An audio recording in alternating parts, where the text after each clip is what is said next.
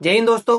पाकिस्तान और चाइना की दोस्ती की मिसालें दी जा रही थी। कहा जा रहा था कि चाइना और पाकिस्तान की जो दोस्ती है वो जलेबी से भी ज्यादा मीठी है। लेकिन ये दोस्ती में अब खटास कहां से आ गई? दरअसल हुआ क्या, पाकिस्तान चाइना से कुछ जेट्स परचेज कर रहा था। उन जेट्स में सबसे ज्यादा जो जेट थे वो थे 16 J-10CE फाइटर जेट। ये जेट पाकिस्तान के द्वारा चाइना से परचेज किए जा रहे थे, क्योंकि पाकिस्तान का कहना था कि भारत के पास में जो राफेल है, उन राफेल को अगर कोई टक्कर दे सकता है तो चाइना का ये J-10CE है। लेकिन हुआ क्या कि चाइना के द्वारा पाकिस्तान के इन फाइटर जेट की जो डील करके रखी गई थी, उस फाइटर जेट को मना कर दिया। और मना क्यों किया गया? क्योंकि पेमेंट इशू आ गया। दरअसल आप लोगों को ये पता है, पाकिस्तान के अंदर इकोनॉमिक क्राइसिस चल रहा है। उस इकोनॉमिक क्राइसिस के बीच में अब चाइना भी जानता है यदि उसने पाकिस्तान को फाइटर जेट दे दिए तो ये फाइटर जेट के पैसे कभी रिटर्न आने वाले नहीं है। दुनिया के अंदर जो चल रही जियोपॉलिटिक्स है, उसमें चाइना की रणनीति सारे कंट्री समझते हैं, लेकिन कुछ मंदबुद्धि कंट्री ऐसे हैं जो समझ नहीं पा रहे हैं कि चाइना की रणनीति क्या है। चाइना को आपके साथ में दोस्ती से कोई मतलब नहीं है। अगर आप उसको पैसा नहीं दोगे तो आप चाहे कितने ही खास दोस्त हो, एक ही दिन में आपकी और उसकी दोस्ती जो है खत्म हो सकती है। ये नीति भारत 1962 में ही समझ चुका था। तब से लेकर के आज तक इन कंट्रीज ने कोई सीख नहीं ली, चाहे फिर वो श्रीलंका हो, चाहे फिर वो नेपाल हो, चाहे फिर वो बांग्लादेश हो, चाहे फिर वो पाकिस्तान हो।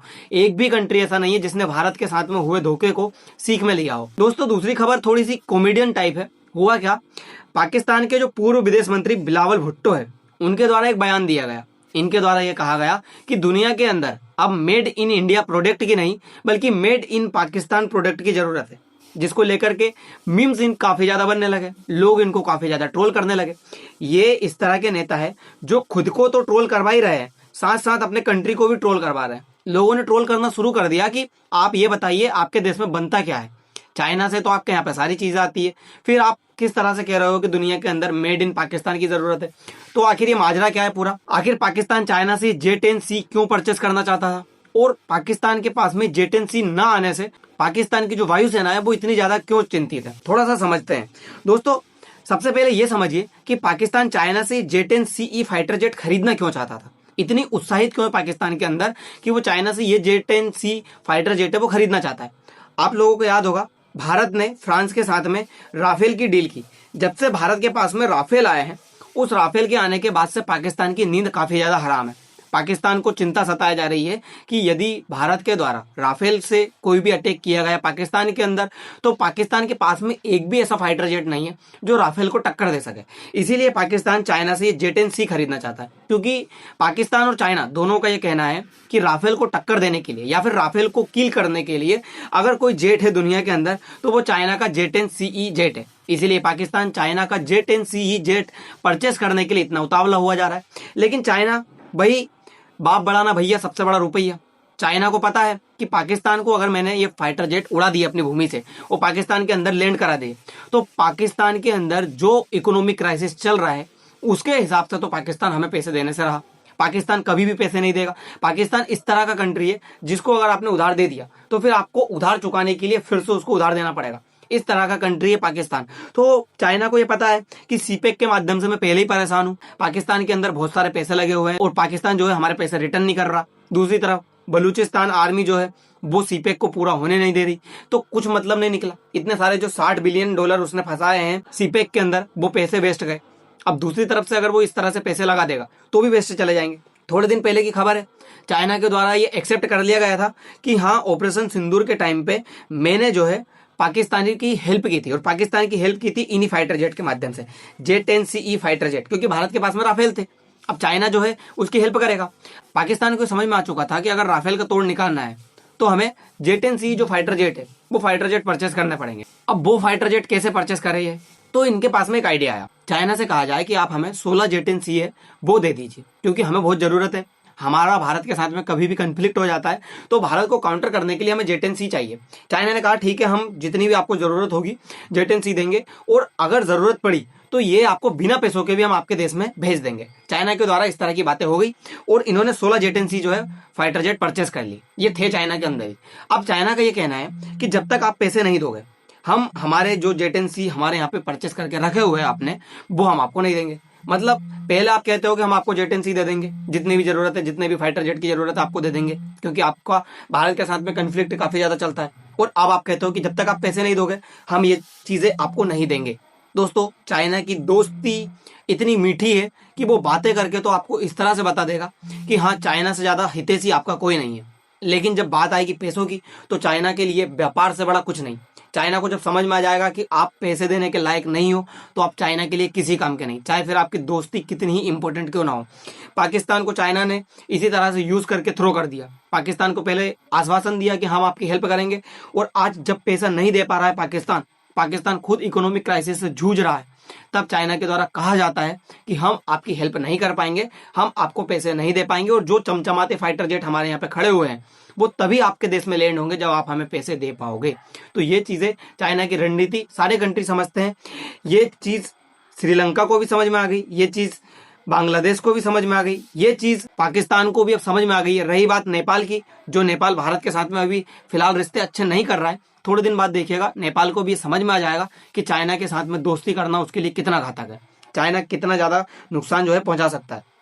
क्योंकि चाइना को पता है पाकिस्तान के अंदर इतना ज्यादा इकोनॉमिक क्राइसिस चल रहा है। अभी देखिए आप, $1.4 बिलियन का इकोनॉमिक जो क्राइसिस है वो भी चल रहा है। इतने ज्यादा पैसे पाकिस्तान को लौटाने हैं, पाकिस्तान लौटा नहीं पा रहा है। चाइना को पता है अगर मान लो मैंने इनको फाइटर जेट दे भी दिए तो पैसे तो आने से रहे। चलो अगर पैसे नहीं भी आ रहे तो जो सीपेक बनाया उस सीपेक के माध्यम से मैं कुछ पैसे कमा सकता हूँ। ग्वादर पोर्ट से लेकर के जो माल ढुलाई है वो कर सकता हूँ, ईरान से ऑयल बुलवा सकता हूँ। लेकिन बलूच आर्मी इनको मार रही है, बलूच आर्मी इनका बिल्कुल भी सपोर्ट नहीं कर रही। अब ये करे तो करे क्या, चाइना बुरी तरह से उलझा हुआ है।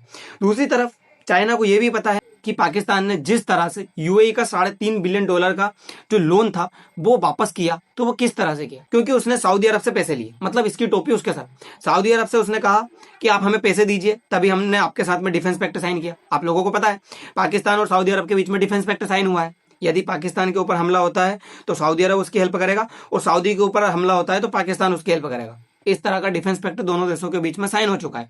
तो चाइना को पता है कि इसने यूएई के पैसे चुकाने के लिए खुद जो है सऊदी अरब से लोन लिया, सऊदी अरब से पैसे लिए, उसके बाद में सऊदी अरब के द्वारा पैसे लेकर के यूएई को ये $3.5 बिलियन का जो लोन है वो वापस किया। अब जब पाकिस्तान को एक देश का पैसा चुकाने के लिए दूसरे देश से लोन लेना पड़ रहा है तो वो मेरा पैसा किस तरह से चुकाएगा। ये चीज चाइना को बहुत अच्छे से समझ में आ गई। इसलिए चाइना ने मना कर दिया कि हम आपको फाइटर जेट नहीं दे सकते, चाहे फिर कितनी बड़ी मजबूरी क्यों ना हो। देखिए आप खुद, कितने सारे कंट्री ऐसे जिन्होंने चाइना को अपना समझा। चाइना को समझने वाला सबसे पहला था श्रीलंका, जिसको चाइना ने डेप्ट दिया, पहले कर्ज दे करके जाल में फंसाया, और फिर चाइना का कोलंबो और हम्बनटोटा अपने अंडर में ले लिया, 99 साल के लिए लीज पर ले लिया। इसी तरह से उसने पहले नेपाल के अंदर माओवाद को लेकर के आया। नेपालियों की एक प्रॉब्लम हुआ करती थी, उनको चाहिए था जो है आंख का इलाज करने के लिए, तो चाइना के द्वारा इस तरह के डॉक्टर्स भेजे गए, इस तरह का सपोर्ट भेजा गया चाइना के द्वारा नेपाल के अंदर कि आंखों का इलाज बहुत अच्छे से होने लगा। फिर धीरे धीरे करके चाइना ने इसी के जरिए माओवाद को घुसाना शुरू किया, और वही माओवाद आगे चल करके भारत के अंदर नक्सलवाद बना था, क्योंकि नेपाल के अंदर पहले अमेरिका आ चुका था। तो अमेरिका को भगाने के लिए चाइना ने इस तरह का गेम खेला था। नेपालियों से उसको कोई हमदर्दी नहीं है। ये चीज नेपाली जितना जल्दी समझ सकते हैं उतना उनके लिए फायदेमंद है, क्योंकि अभी भारत के साथ में जो रिलेशंस वो खराब कर रहे हैं, ये आगे चल के उनके लिए ही घातक साबित होगा। दूसरा, बांग्लादेश को देखिए आप, बांग्लादेश के अंदर उसने अभी लालमोहनेरट नाम का एयरबेस लिया। बांग्लादेश को पहले डेप्ट दिया, फिर उसने लालमोहनेरट नाम का एयरबेस ले लिया, इधर से चटगांव जो पोर्ट है वो ले लिया। तो बांग्लादेश को भी उसने अपने कर्ज के जाल में फंसा लिया। लालमोहनेरट नाम का एयरबेस उसने इसीलिए लिया क्योंकि वो भारत के चिकन नेक के ऊपर नजर रख सके।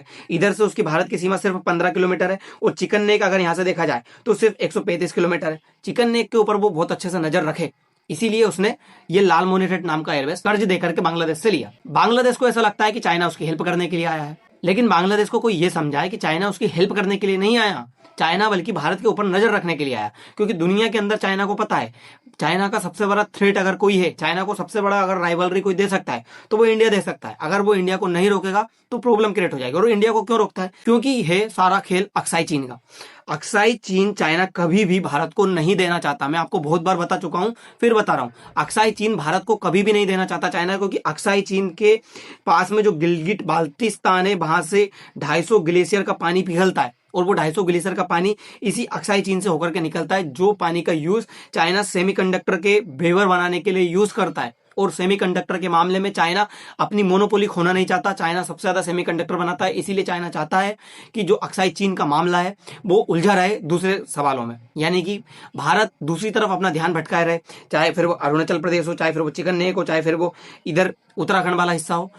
नेपाल वाला हिस्सा हो, कहीं पे भी भारत जो है उलझा रहे और अक्साई चीन वाले हिस्से को कभी भी क्लेम ना करे, क्योंकि अगर ऐसा होगा तो चाइना की मोनोपोली चली जाएगी। किसके मामले में? सेमीकंडक्टर के मामले में। तो चाइना बहुत बड़ा गेम प्लानर है। अब थोड़ी सी बात पाकिस्तान के द्वारा दिए गए उल जुलूल बयान के बारे में कर लेते हैं। पाकिस्तान के बिलावल भुट्टो का बयान है कि अब दुनिया के अंदर मेड इन इंडिया नहीं बल्कि मेड इन पाकिस्तान की मांग बढ़ गई है। लोगों ने मजाक उड़ाना शुरू किया कि आप पहले हमें ये बताइए कि आप बनाते क्या हो, क्या आप सुई भी बनाते हो? आपके यहाँ पे सारा का सारा जो सामान है वो चाइना से आता है, और अब तो चाइना ने भी आपके यहाँ पे चीजें देने से मना कर दिया। चाइना को भी पता है कि आप पैसे रिटर्न नहीं करोगे। तो सोचिए, जब चाइना जैसा कंट्री आपकी हेल्प नहीं कर रहा है तो फिर आप किस तरह से ये कह रहे हो कि दुनिया के अंदर मेड इन इंडिया की मांग नहीं है? आज दुनिया के अंदर भारत के द्वारा बनाई गई ब्रह्मोस की एक्सेप्टेंस बढ़ चुकी है। आज ब्रह्मोस को बहुत सारे कंट्रीज परचेस करने लगे हैं। अभी टर्की का मामला भी सामने निकल कर आया, आपने काफी ज्यादा देखा होगा। तो फिर आप किस तरह से भारत को खुद से कंपेयर कर रहे हो? भारत के प्रोडक्ट यूरोप, पूरे यूएसए, यहाँ तक कि साउथ एशिया तक के पूरे कंट्रीज में बिकते हैं। अब आपका कौन सा प्रोडक्ट ऐसा है जो दुनिया के अंदर ज्यादा से ज्यादा बिक रहा है? आप बताइए। आपका व्यापार इतना सा है कि आप भारत के एक राज्य की बराबरी कर पाए, और फिर बात करते हो आप भारत से बराबरी करने की। दोस्तों, भारत को बहुत जल्द समझ में आ चुका है कि भारत को 3 फ्रंट पे वॉर लड़ना है। पहला फ्रंट पाकिस्तान हमारा शुरू से ही है 1948 से, दूसरा 1962 में चाइना बन चुका है, और तीसरा अभी फ्रंट जो है बांग्लादेश भी बन चुका है, क्योंकि बांग्लादेश के साथ में भी भारत के रिलेशन अच्छे नहीं है। हमने तार फेंसिंग काफी ज्यादा कर दी है यहाँ पे, लेकिन फिर भी बांग्लादेश इस तरह के काम करता आ रहा है जिससे कि भारत को प्रॉब्लम हो। तो दोस्तों, भारत को जो फोर्सेज है वो इस तरह से तैयार रखनी होगी कि भारत का अगर युद्ध हो जाए तो 3 जगह फ्रंट पे वो एक साथ लड़ सके। लेकिन ये थोड़ा मुश्किल है एक साथ लड़ना। भारत करेगा क्या? एक साथ 3 जगह पे लड़ना थोड़ा उसकी सोल्जर्स के लिए भी, उसके फाइटर जेट के लिए भी, हथियार के लिए भी थोड़ी प्रॉब्लम होगी। लेकिन हम धीरे धीरे खुद को इतना कैपेबल बनाते जा रहे हैं कि हम एक साथ में 3 फ्रंट पे लड़ सके। हमारी तीनों जगह पे सेनाएं लगी हुई है। दोस्तों, अब देखना ये होगा पाकिस्तान और चाइना की दोस्ती कब खत्म होती है, क्योंकि हम तो चाहते ही हैं कि दोनों की दोस्ती खत्म हो और पाकिस्तान को जल्द से जल्द समझ में आए, तभी पाकिस्तान थोड़ा शांत बैठेगा, क्योंकि चाइना के दम पे उछलता ज्यादा है। दोस्तों, फिलहाल के लिए इतना ही। मिलते हैं अगली वीडियो में। धन्यवाद।